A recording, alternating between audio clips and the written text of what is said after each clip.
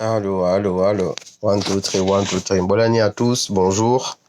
Merci de partager ce live.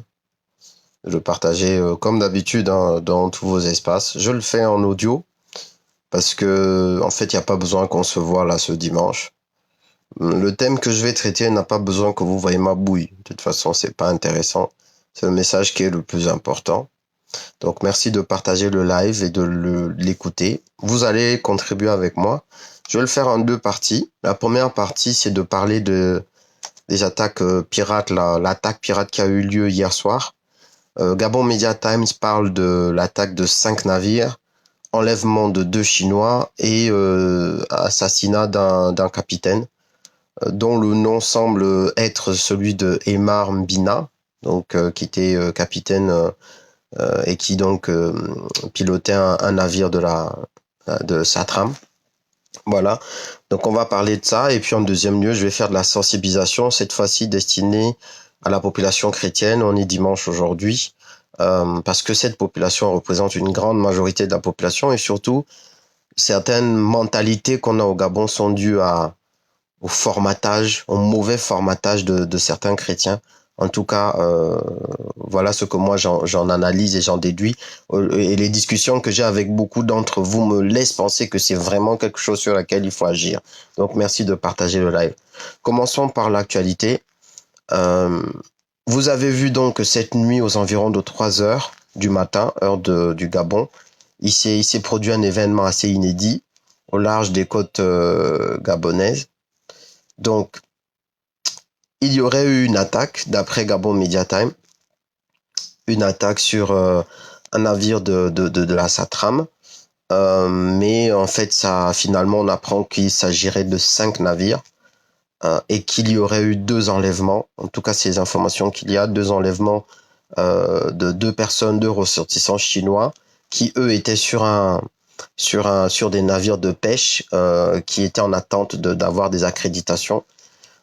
Et donc, ces attaques qu'on appelle des attaques pirates se sont produites cette nuit. Et malheureusement, dans l'attaque d'un des navires de Satram, il y a eu un décès. Donc, j'ai mis la photo de ce capitaine-là en couverture de ce live, qui semblerait, d'après les informations recueillies, être le capitaine Emar. Mais je parle au conditionnel parce que tout ça est en cours de vérification. Donc désolé si c'est pas lui ou si c'est un homonyme, mais ce sont les informations aujourd'hui qu'on recoupe et qui nous arrivent. Donc je vais traiter ce problème parce que déjà ça nous plonge encore une fois dans un climat d'insécurité. On peut se poser plein de questions, mais l'insécurité au Gabon relève d'abord des autorités. C'est comme ça. Parce que ce sont les autorités gabonaises qui doivent protéger nos frontières.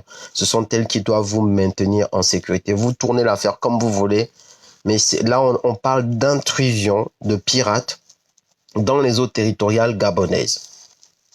D'accord? Donc, on n'est pas loin de Port-Gentil. Donc, entre Pointe-Denis et Port-Gentil, c'est pas possible. Sachant qu'en plus, à la Pointe-Denis, on a des bunkers qui sont construits là-bas pour les proches du régime et les grands rois, les monarques. D'accord? Et que Port-Gentil, c'est une ville économique d'importance pour l'activité pétrolière, il y a quelque chose qui est pas clair. Et je vais revenir là-dessus. Avant de faire mon théoricien du complot, je vais essayer de faire en sorte de traiter ce sujet de manière factuelle, à faire des faits. Des faits sur lesquels je vais m'interroger, parce que on dit enfin qu'une question ne peut pas amener quelqu'un au tribunal. Donc, il faut toujours se poser des questions.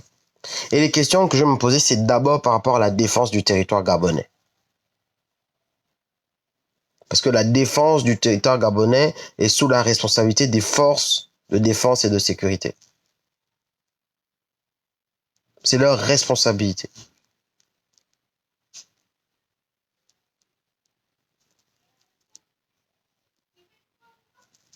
Donc voilà, ça c'est la première chose que je vais me poser comme question. Que se passe-t-il au niveau de la défense du territoire? Alors du coup, je vais vous ramener dans le temps et je vais vous ramener à quelque chose qui s'est passé au Gabon en 2014. D'accord? Il y a eu une annonce en grande pompe de quelque chose qui est passé inaperçu pour certains. D'accord? C'est un article que j'ai retrouvé du Figaro. Et je vais vous le lire rapidement et vous allez me dire ce que vous en pensez. Donc l'article donc parle de piratage maritime, donc pêche illégale, menace sur ses puits de pétrole et ses forêts qui s'étalent sur 200 000 km², soit 80% de son territoire. Le Gabon a décidé de recourir aux satellites pour lutter contre tous ces trafics illégaux et protéger ses ressources naturelles. Fin 2014, il sera le troisième premier pays africain à disposer d'un Earth Lab, donc laboratoire de la Terre, ou laboratoire de Terre, enfin bref, ou laboratoire de la Terre, multiministériel. Installé à Libreville, ce centre de service d'observation par satellite est le fruit d'un partenariat entre Telespazio, la filiale des services spatiaux détenue par Thales, et Fine Meccanica, et le gouvernement gabonais. Donc on a Thales, Fine Meccanica et le gouvernement gabonais qui en 2014 annonce un partenariat pour la surveillance de nos côtes et la surveillance de nos forêts. Libreville a commandé, quand on parle de commande, c'est de l'argent.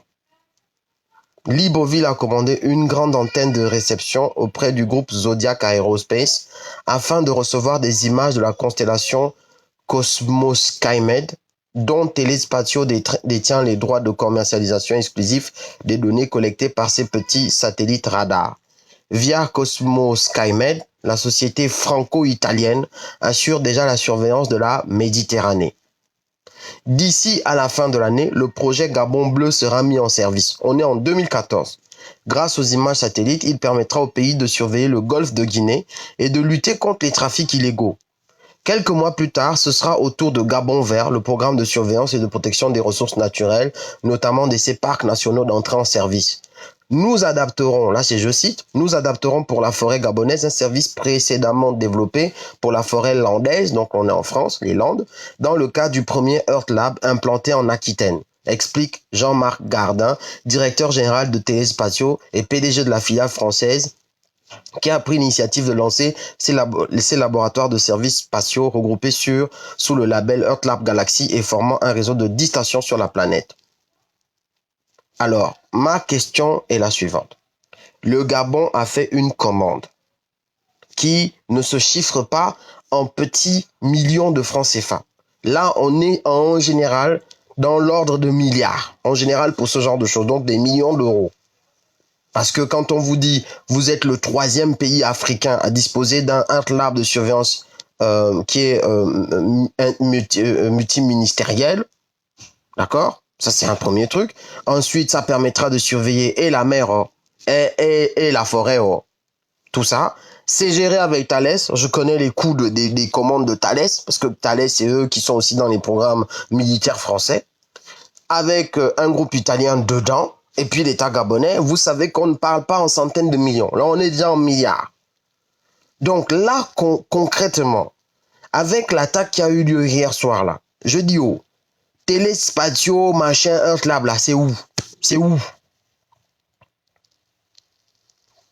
Telespazio, est-ce qu'on n'est pas encore là face à une frappe? Le truc devait être opérationnel en 2014, c'est où? On a 5 attaques qui se sont passées la même nuit, jusqu'à provoquer la mort d'un de nos compatriotes. C'est où? C'est quoi? Les gars sont venus avec des sous-marins, ils ont soulevé des embarcations de pêche, ils ont fui avec. Le grand service qu'on annonce qui a permis de protéger la forêt landaise, donc les Landes ici en France. Ce service-là ne peut pas marcher au Gabon. C'est où? Earth Lab là, c'est où?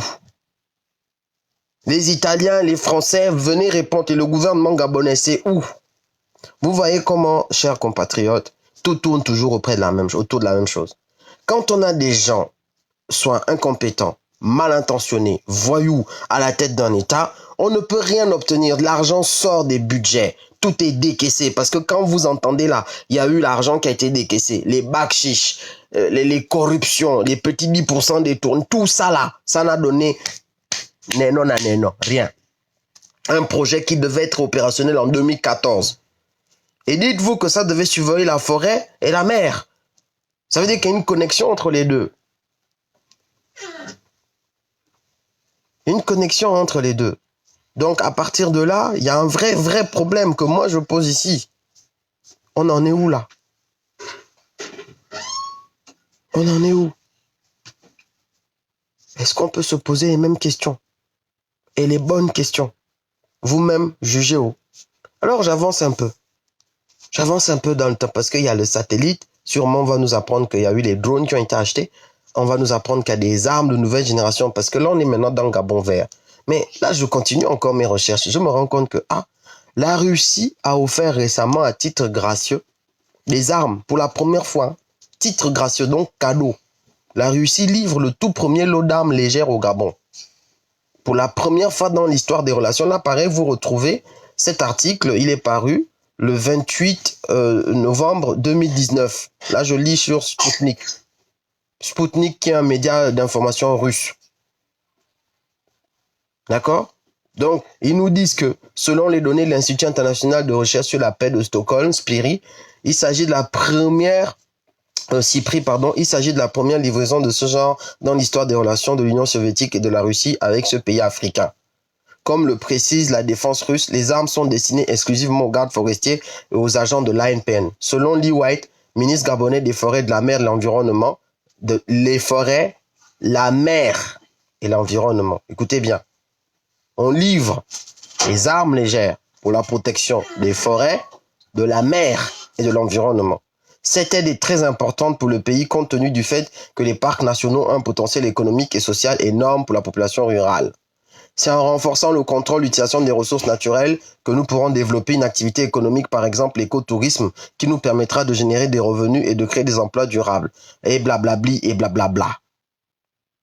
Je dis les armes là, qui ont été livrées récemment, elles sont où? Utilisées par qui? Quel garde forestier gabonais a reçu ces armes? Quel est le contrôle là-dessus? Je me pose même d'autres questions. Et là, je vous dis, je ne pose que des questions. Je pose que des questions. Je dis, la réception de ces armes s'est faite carrément par le ministre de la Forêt, de la Mer et de l'Environnement. C'est pas le ministre de la Défense qui a réceptionné ces armes. La Russie donne des armes, d'après Sputnik, cadeau au Gabon. Ça tombe directement dans les bras de Lee White. Ce n'est pas passé par le ministère de la Défense, si vous ne le savez pas. Je pose encore des questions. On est où là? La défense nationale du Gabon, protection de notre espace, de la nation, de notre territoire. C'est comment? Ça marche comment en fait? Il se passe quoi là? On respecte quoi? Le corps le plus important qui permet de défendre notre pays, de prévenir et de répondre aux attaques, il est où là-dedans? On fait comment? C'est Lee White de l'eau et forêt qui va réceptionner les armes qui sont données par un État à un autre État. C'est le ministre des eaux et forêts. C'est plus le ministre de la Défense. Donc on n'est pas dans la défense du territoire, dans la protection du territoire. Terre, mer, forêt, tout ça. Non. Et air. Non. On est dans quoi en fait? En fait, on est dans quoi au Gabon? Cette insécurité construite. Parce que quand on commence d'abord par déréguler les mécanismes de fonctionnement de la défense nationale, quand on commence par donner des nominations fallacieuses, à utiliser des fausses signatures pour obtenir des tableaux d'avancement à des gens qu'on veut instrumentaliser plus tard. Mais comment voulez-vous pas qu'on retrouve de l'insécurité et que les pirates s'engouffrent dans cette faille? Ça veut dire que ce que nous on voit là, c'est juste 10% de ce qui se passe en dessous. Qu'est-ce qui se passe en dessous? Qui fait quoi? Qui fait quoi à gauche? Quelle milice intervient sur quoi? Quand on vous dit que l'histoire des milices, là vous voyez les gens cagoulés, les machins, quand on commence à transformer une armée régulière en bande de milices, quand on commence à traiter la sécurité qu'avec une histoire d'intérêt personnel avec des milices qu'on arme, vous voulez qu'il y ait quelle sécurité? Concrètement. Concrètement.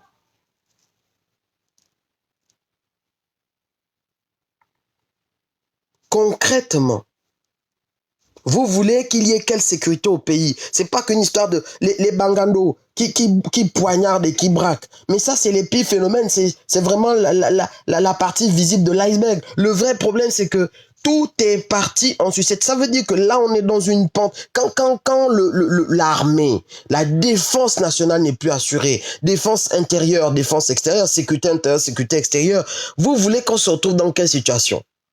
Quand les Gabonais dans leur intégralité se mettent à cautionner de vivre dans cette situation, vous voulez avoir quelle sécurité? quelle sécurité vous voulez avoir? Et je ne dirais pas plus rien ne m'étonne, parce que cette phrase-là, je la trouve bateau. Moi, je suis étonné des choses qui sont pas normales. Mais je dirais, ce n'est pas, du coup, étonnant. C'est pas plus rien ne m'étonne. Ce n'est pas étonnant que ça dérive. Parce que c'est comme si tu faisais n'importe quoi et tu veux que de ton n'importe quoi, il se passe quelque chose de normal. Si tu sèmes le chaos, tu auras les conséquences du chaos. Et ce chaos est construit dans l'administration, dans l'armée depuis longtemps. Les forces de défense, vous croyez que les forces de défense, ça c'est seulement pour aller taxer l'argent à la route? Vous savez quels sont les enjeux sécuritaires auxquels on doit faire face? Vous savez c'est quoi lorsqu'un pays n'a plus la capacité d'assurer sa défense? Vous avez vu l'exemple de la Somalie? C'est devenu un no man's land où n'importe qui peut faire n'importe quoi. Les eaux territoriales, l'espace aérien, l'espace territorial, des frontières poreuses. Tu peux entrer de gauche à droite, tu rentres, tu fais ce que tu veux, tu ressors. Et comment vous voulez que les populations qui vivent là-dedans soient en sécurité? On tue dans la forêt, on tue dans la ville, on fait les crimes rituels, on assassine en plein jour, on assassine la nuit, on tue en masse, on tue de manière singulière, donc chacun one, on met le poison, on envoie les milices. Mais qu'est-ce qu'on ne va pas obtenir dans ce pays avec ce genre de choses? Vous voulez que les choses changent? Vous connaissez le problème.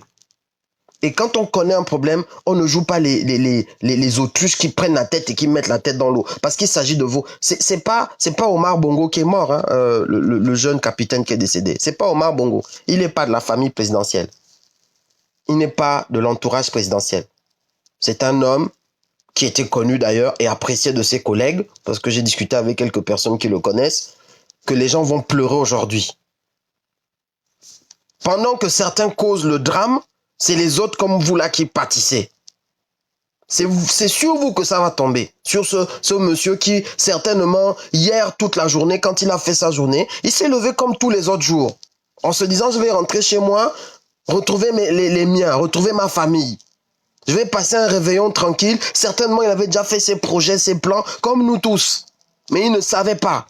À cause de la dérégulation de la défense nationale, à cause des projets éléphants, les blancs, qui ne sortent jamais de terre, mais qui sont financés par des voyous, lui, il ne passerait pas son réveillon 2019-2020. Il ne savait pas. Aucun membre de sa famille ne savait. Il y a même des gens ce matin, sûrement de son entourage, qui sont pas au courant que le monsieur est mort à 3 heures du matin hier soir. Ce matin, très tôt. Des gens qui sont allés à l'église en se disant que j'ai un frère là-bas, j'ai un ami là-bas, j'ai un pote là-bas, j'ai un combi là-bas, qui vont aujourd'hui sortir de l'église en apprenant que leur proche est décédé hier soir, ce matin très tôt à 3 heures du matin.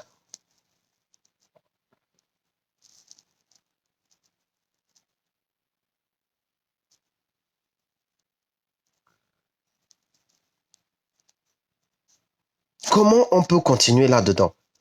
Comment peut-on vivre dans cette situation décemment? Moi, je pense qu'on ne peut pas. Moi, je pense que vous êtes d'accord avec moi pour dire que c'est pas possible, que ça peut pas continuer comme ça, qu'il y en a d'autres qui vont tomber et qu'on doit les éviter, ces gens qui tombent bêtement. Oui, je pense qu'on est tous d'accord avec ça. Je le pense vraiment. Je le pense vraiment. Et ça commence à avoir par une prise de conscience. En ce dimanche, une vraie prise de conscience. Que laisser un peu les histoires d'élections, laisser un peu les histoires de politique, laisser un peu les histoires de vouloir défendre si c'est quoi de X, Y ou Z. On n'est pas dedans. On est dans le fait que on est devenu un pays la Boro de tout le monde, pour parler comme les gens du quartier. Elle donne à tout le monde. La Boro, elle donne à tout le monde. La Boro de l'Afrique centrale, ça devient le Gabon. N'importe qui sans préservatif, il vient, il te donne son sida. Voilà ce qu'on est devenu au regard des autres. Voilà ce que les pirates là sont venus nous annoncer. Vous êtes une Boro. Les Chinois pêchent sur vos côtes, ils n'avaient même pas comment on va dire ça, les documents. Parce que c'est ce que l'article de Gamon Mediatam dit. Ils étaient en attente d'avoir les autorisations de pêcher, mais ils pêchaient déjà. Et les pirates, qui font n'importe quoi. Et les pêcheurs, ils font n'importe quoi. Tout le monde vous dira vraiment, le Gabon, ça devient, c'est tout.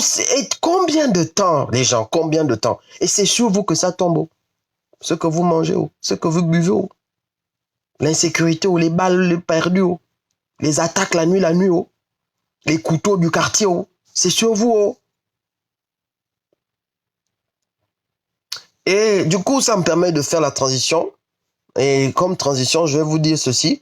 Il y a un rassemblement qui est appelé par Dynamique Unitaire. Pour tout ça. Tout ça. Ne voyez pas la politique d'élection dedans. Voyez que non, c'est un ras-le-bol. Un peu comme les gilets jaunes ailleurs ou bien les gens de Hong Kong. Il y en a marre. Au bout d'un moment, tu dis que j'en ai marre. Elles viennent que pour un cuin. C'est pour le 8 janvier. Tenez-vous informés de ce qui va se passer. Si le lieu change, soyez prêts. Si machin, soyez prêts. Si l'heure change, soyez prêts. C'est le 8 janvier. C'est comment? C'est comment? C'est comment? Vous n'allez pas mourir à petit feu en augmentant la température. Chaque jour, on augmente 1 degré jusqu'à arriver à 50 degrés. Vous finissez comme la grenouille qui est dans la marmite, qui a commencé à 20 degrés, elle finit à 50 degrés, elle meurt dedans. Mais tranquille. Peut-être qu'il vaut mieux qu'on vous prenne, on vous plonge dans l'eau chaude comme ça, là vous allez savoir que non, il faut sauter hors de la marmite. Ou bien il faut renverser la marmite là, parce que l'eau chaude va vous brûler. Aïe! Et je reviendrai faire une communication spéciale là-dessus. Cette fois-ci à l'attention des opposants maniocs. Comme je les appelle, je vais les appeler comme ça. Parce qu'il y a deux classes d'opposants. Il y a deux classes d'opposants qui s'affrontent au Gabon.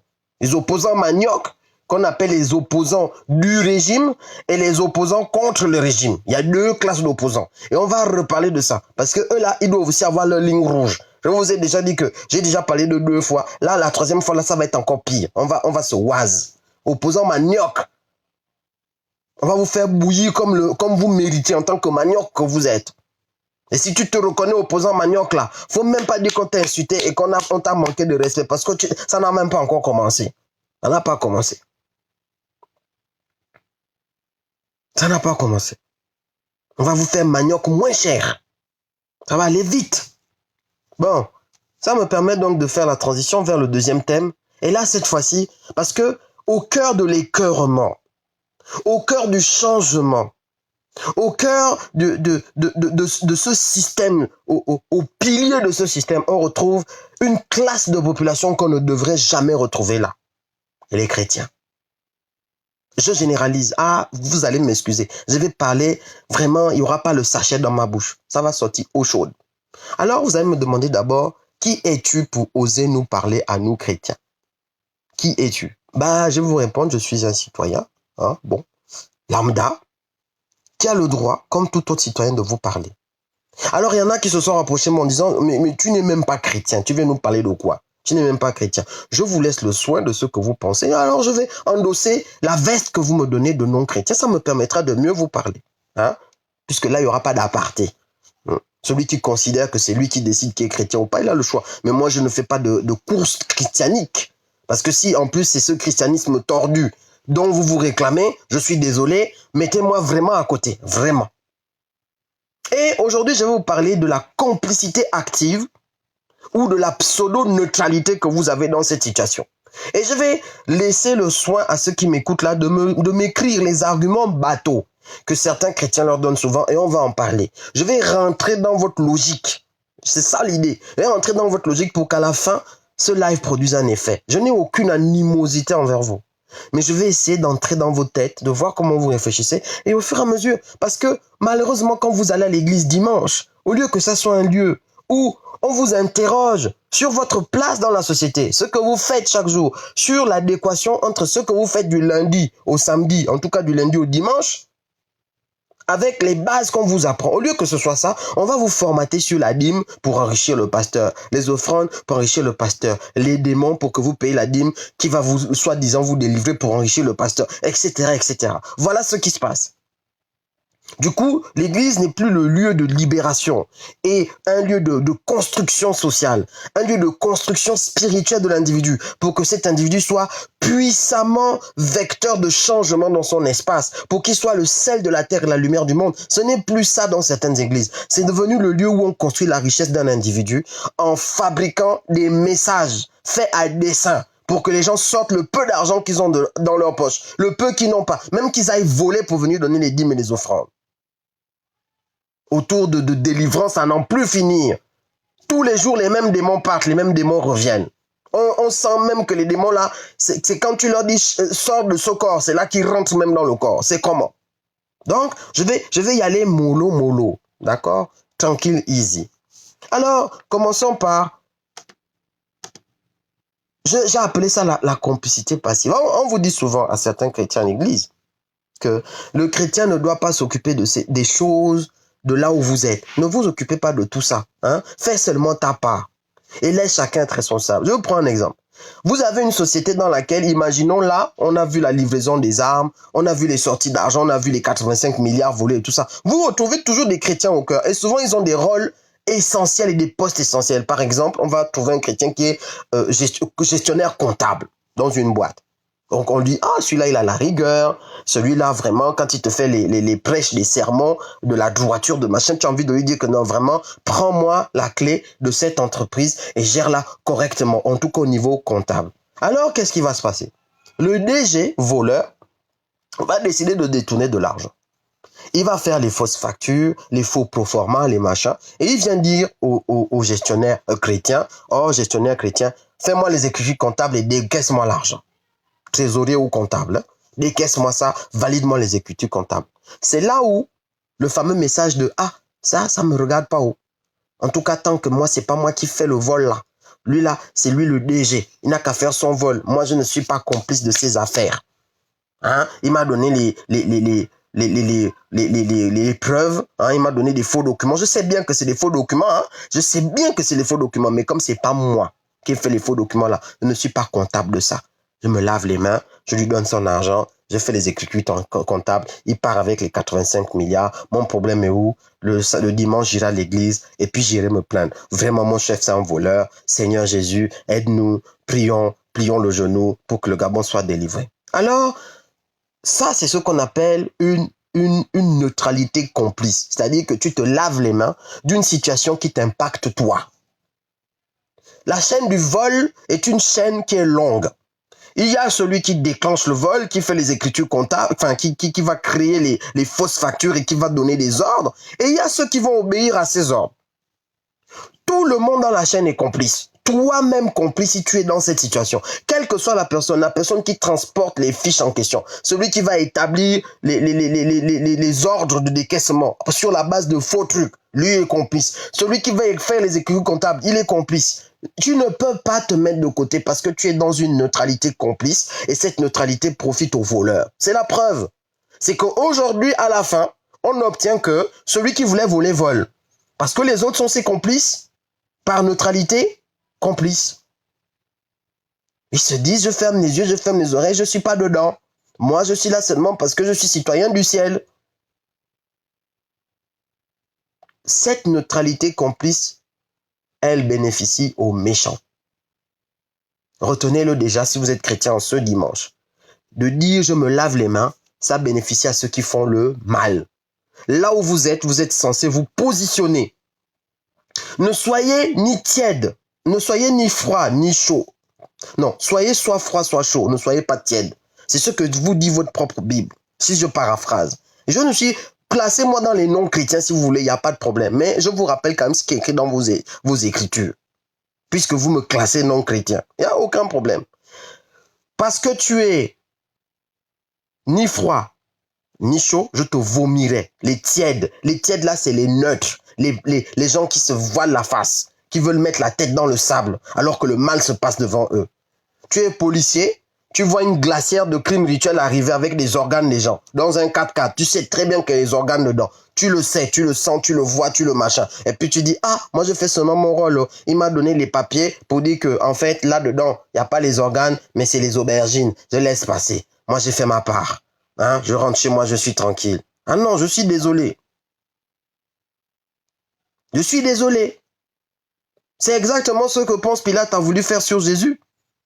Ne pas se positionner pour fâcher les uns, ne pas se positionner pour fâcher les autres, tu deviens tiède, ni froid ni chaud. Dans la propre Bible des chrétiens, il est écrit, tu seras vomi. Parce que tu n'es ni tiède, ni chaud, ni froid. Et que tu as choisi d'être tiède. Tu seras vomi. C'est ce que la Bible dit des chrétiens. Et en plus, en faisant ce que tu fais là, tu te dis à toi-même que, est-ce que moi je peux même changer la situation? Je ne peux pas changer la situation. Moi, tout ça, je ne peux rien changer. Ils avaient l'habitude de faire ça depuis. Et puis, tout le monde fait ça. Donc, moi, je suis qui pour commencer? Après, je vais finir par souffrir. On va me chasser du travail. Je vais perdre mon boulot. Je vais perdre mon boulot pour qui? Vraiment, je suis désolé. Hein? Moi, en tout cas, chacun doit veiller. Donc, tu es dans l'esprit de peur. Alors là aussi, j'ai un message pour toi. J'ai un message pour toi. Alors, normalement, quand je lis la Bible des chrétiens, c'est dans cette Bible-là qu'on demande aux chrétiens de ne jamais avoir peur de prendre position si leurs positions sont conformes avec ce que Dieu veut. Ok? C'est-à-dire qu'il y ait le bien qui découle de ta position ou qu'il y ait le mal, n'aie pas peur, parce que tu fais ce qui est juste.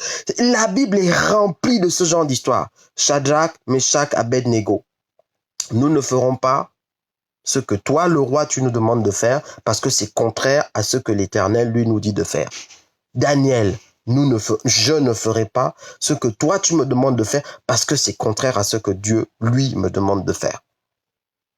Paul, Pierre, toute la Bible n'est remplie que de gens dont la vie nous raconte à quel point le chrétien et le croyant de manière générale est justement celui qui, lorsque tout part à volo, lorsque les gens font n'importe quoi, et quand il y a de très grands risques à se positionner, c'est là que le chrétien, lui, se positionne. C'est là que le croyant, lui, se positionne.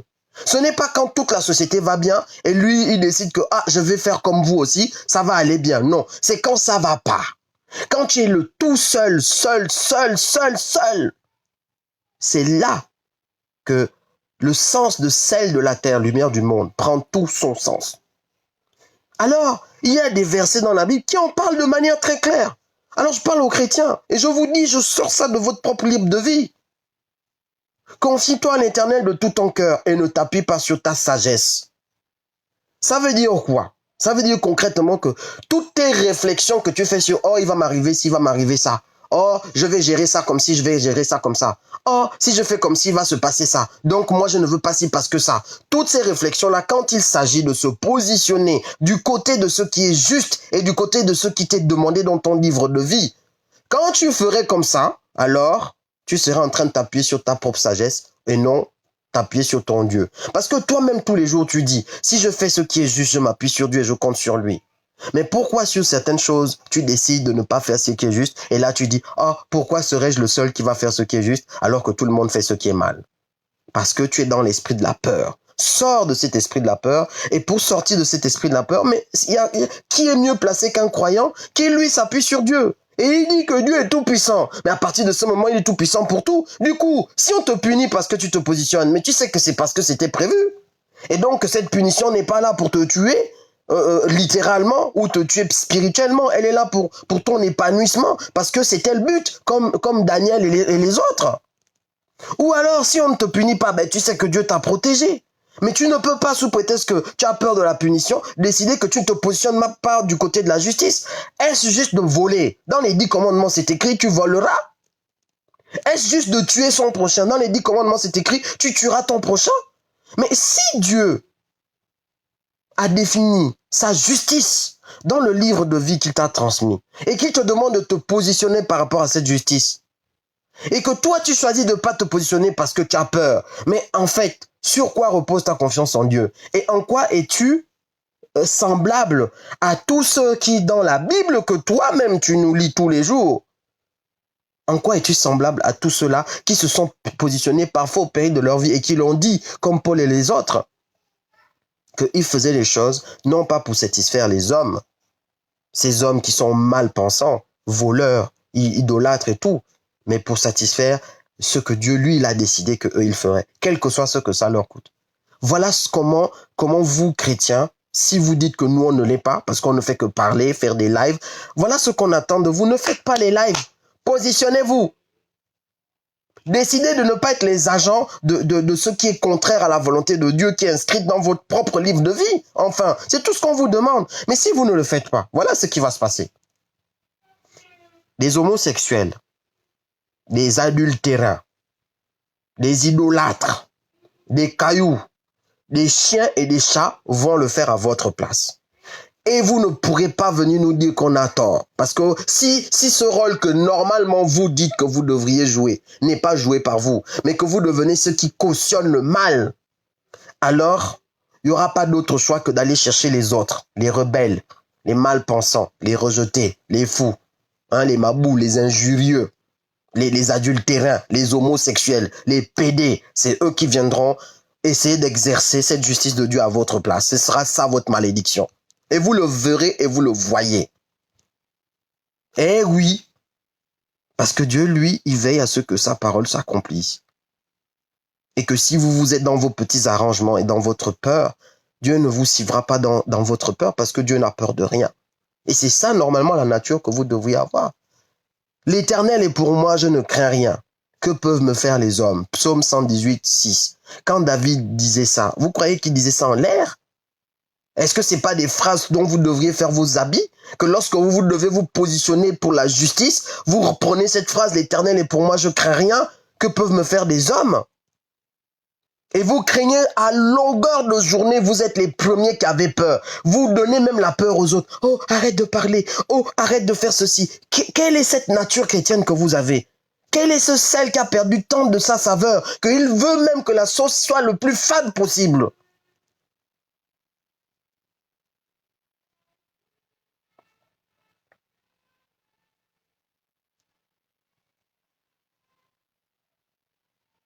Quelle est cette nouvelle manière d'être chrétien? Ça sort d'où? La Bible est remplie de courageux. De gens courageux, si tant est qu'ils font ce qui est juste. Or, posez-vous la question, est-ce juste? Est-ce le commandement de Dieu que le pays soit rempli de voleurs? Est-ce le commandement de Dieu que le pays soit rempli de personnes qui font les crimes rituels? Est-ce le commandement de Dieu que le pays soit rempli de personnes qui font les détournements et qu'on s'appuie sur vous pour faire toutes ces choses que je viens de dire? Et tout le reste, est-ce le commandement de Dieu? Il faut d'abord commencer par dire une chose n'est pas juste. Même si nous-mêmes on est sous le coup de cette justice, mais on doit quand même le dire que là c'est pas juste. Ok, je suis voleur, mais le vol c'est pas bien. Commencez par là. Mais vous maintenant vous transformez le mal en bien et le bien en mal. Tout simplement parce que vous avez l'esprit de peur. Mais c'est pas en vous qu'on doit trouver l'esprit de peur, chers chrétiens. C'est vous qui n'avez pas peur de la mort. C'est vous qui n'avez pas peur de l'adversité. C'est vous qui n'avez pas peur de Satan. C'est vous qui n'avez pas peur. Mais quel est cet esprit de peur qui vous attrape au moment où il faut changer un pays? Au moment où votre côté, là où on vous a envoyé, vous devez jouer votre rôle de sel de la terre, de lumière du monde. On n'a pas dit sel du ciel, on a dit sel de la terre. Quelle est cette peur? D'où sort-elle? Où est votre éternel? Où est la confiance en votre Dieu? Elle est où? Ne crains rien, car je suis avec toi. Ne promène pas des regards inquiets, car je suis ton Dieu, je te fortifie, je viens à ton secours, je te soutiens de ma droite triomphante. Ésaïe 41, 10. Tout ça là, c'est pour qui? Est-ce que c'est pas le revêtement du chrétien que vous devez être en ce dimanche? Et quand David disait, quand je marche dans la vallée de l'ombre de la mort, je ne crains aucun mal, car tu es avec moi. Ta houlette et ton bâton me rassurent. Vous croyez que c'était des figures de style? Quelqu'un marche dans une vallée où il est en... C'est-à-dire que je ne sais pas si vous voyez c'est quoi une vallée dans un désert. Tes ennemis te voient à découvert, c'est-à-dire qu'eux ils sont perchés, ils te voient. On peut te faire une embuscade n'importe où. Tu passes même dans un camion, c'est-à-dire que la terre est fondue en deux, toi tu as un petit trou où tu passes, et en haut là, tu ne sais pas si on te jette un gros caillou, ça tombe seulement, toi tu meurs. Vous croyez qu'il disait ça à la bouche? Pour faire style, pour faire des grandes figures de style que vous allez utiliser lorsque vous priez. Mais la vallée de l'ombre de la mort, ça veut dire que la mort rôde partout. Ça veut dire que tu ne peux même pas dormir et savoir et être en sécurité. Tu peux pas t'asseoir. Tu ne sais pas quel danger te guette. Voilà ce qu'il voulait dire. Mais vous êtes accommodé de quoi là en fait? Pour ne même plus oser prendre aucun risque pour vous positionner du côté de la justice et de la droiture. Parce que vous avez peur de quoi? De l'ombre de la mort. Mais en quoi êtes-vous semblable à David? Mais si c'est pour vous prêcher sur la dîme, l'offrande, si c'est pour vous prêcher sur les choses, oh non, les pédés ont fait ci, les pédés ont fait ça. Mais positionnez-vous, changez la société, soyez le sel de la terre. Comment un pasteur peut vous dire à l'église de devenir fade?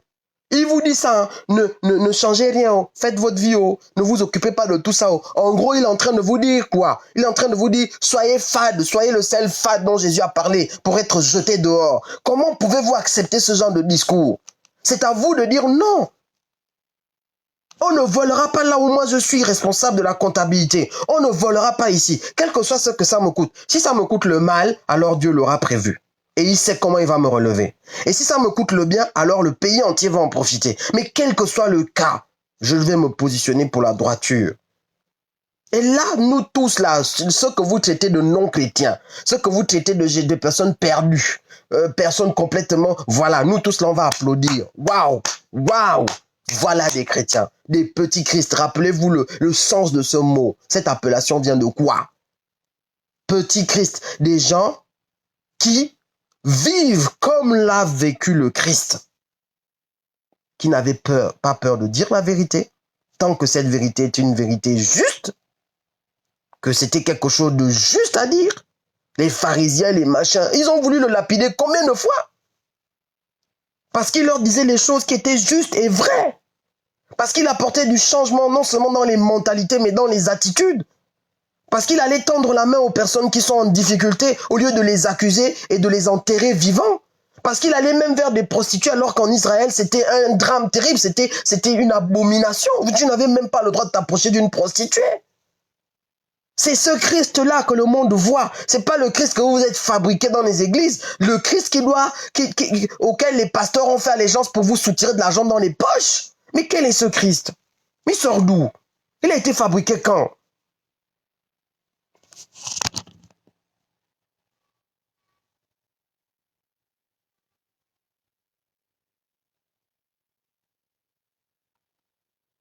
Hein?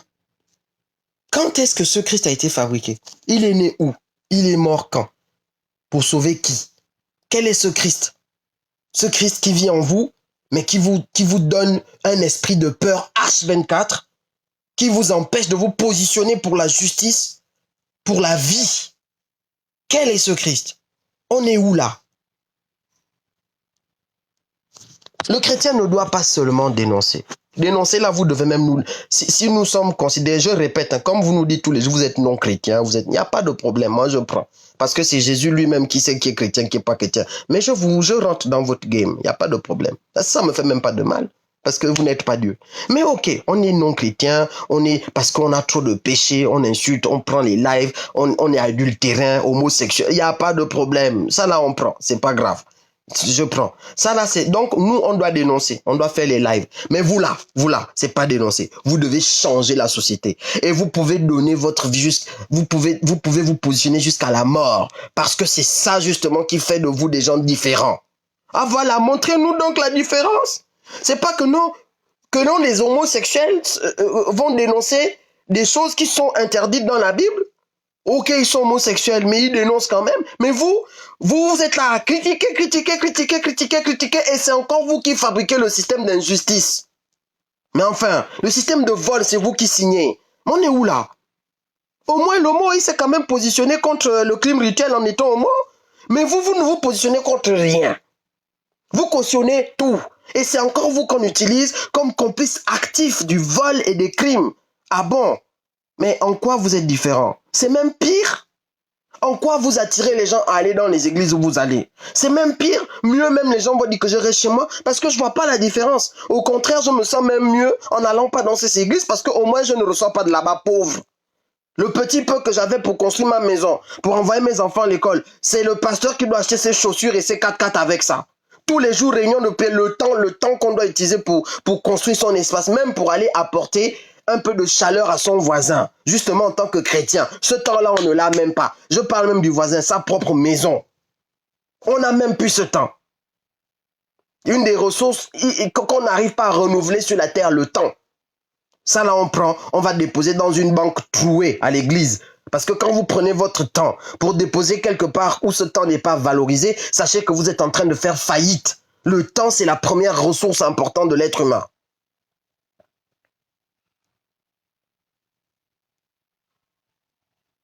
Donc, je parle aux chrétiens et je pense qu'en ce dimanche, vous pouvez entendre.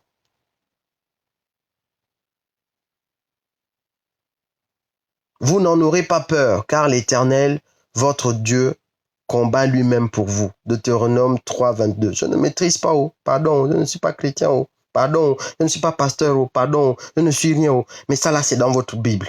Je suis désolé. Celui qui va me dire que c'est pas dans sa Bible, c'est dedans.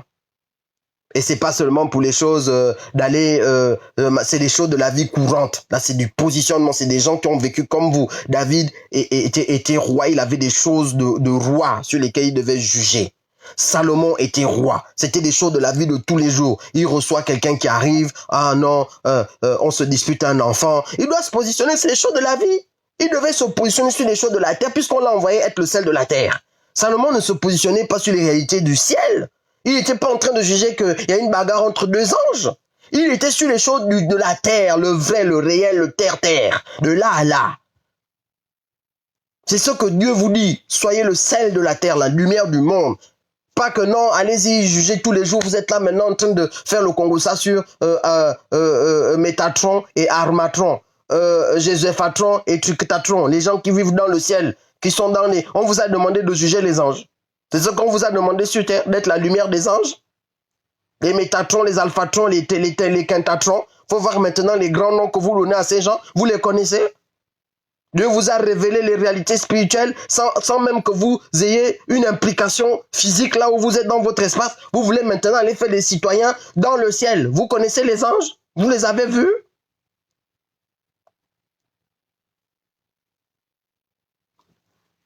Voilà, donc j'espère que vous avez bien compris ce que je veux dire. La peur doit vous quitter. Mon message, je le résume. Quels que soient les arguments que vous avez, examinez-les, repartez dans votre Bible, cherchez tout ce qui est en lien avec le fait que vous devez vous débarrasser de votre peur et de votre complicité active du système. Parce que lorsque vous faites les Ponce Pilate, le syndrome de Ponce Pilate, je me lave les mains, vous finissez par crucifier votre société. Et cette société est censée être sauvée. Puisque d'après votre propre Bible, Dieu a tant aimé le monde qu'il a donné son Fils unique afin que quiconque croit en lui ne périsse point, mais qu'il ait la vie. C'est écrit dans votre livre de vie. Jean 3,16. C'est pas moi qui l'invente, c'est vous-même qui le dites tous les jours. Mais on est où là? Vous faites les Ponce Pilate, les autruches, les complices actifs. C'est vous qui fabriquez les fausses factures. C'est vous qui signez les décaissements de milliards de vols. C'est vous les chrétiens.